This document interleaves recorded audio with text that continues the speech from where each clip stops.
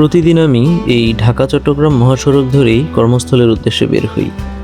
অনেকের কাছে এটা হয়তো শুধু একটি ব্যস্ত রাস্তা, কিন্তু আমার কাছে প্রতিটা মোড়, প্রতিটা ব্রিজ, প্রতিটা কিলোমিটার একটা পরিচিত গল্প। একটা সময় ছিল আমি বাইকের পিছনে বসতেই ভয় পেতাম, আর এখন আমি প্রায় প্রতিদিনই বাইক রাইড করি।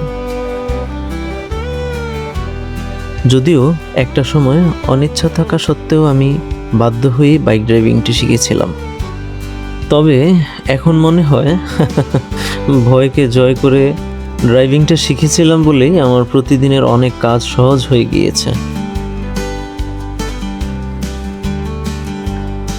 বাইক ড্রাইভিংয়ের সময় আমি সবচেয়ে বেশি উপভোগ করি এই রাস্তার দুই পাশের দারুণ গাছ, খোলা আকাশ আর খোলা বাতাসের তীব্র বেগ।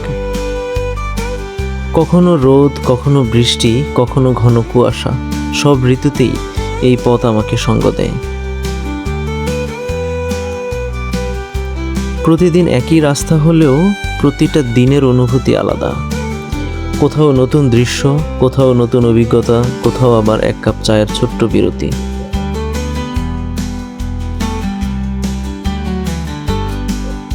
বাইক চালাতে চালাতে একটা বিষয় বুঝেছি, জীবনও এই মহাসড়কের মতো।